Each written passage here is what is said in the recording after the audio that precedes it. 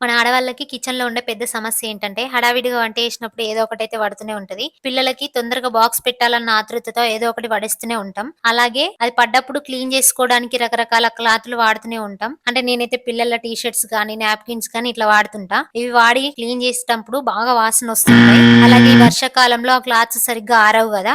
వాటిపైన చిన్న చిన్న దోమలు గూడా వస్తుంటాయి. అందుకే నేను ప్యూర్ కల్ట్ రీయూజబుల్ టవల్స్‌ని తీసుకున్నా. దీనిని బ్యాంబోతో తయారు చేస్తారు. అలాగే నార్మల్ టిష్యూ కంటే 5 రెట్లు ఎక్కువ వాటర్ అబ్జర్వ్ చేసుకుంటది. కిచెన్ ఫ్లోర్‌పై ఏదైనా పడినప్పుడు ఆయిల్, సాస్, చట్నీ ఇలా ఏదైనా సరే మంచిగా అబ్జర్వ్ చేసుకుంటది. దీన్ని మల్టీపర్పస్‌గా కూడా యూజ్ చేయొచ్చు.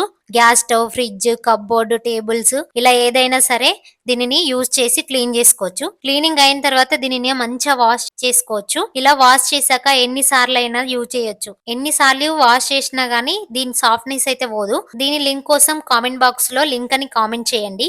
లింక్ సెండ్ చేస్తాను.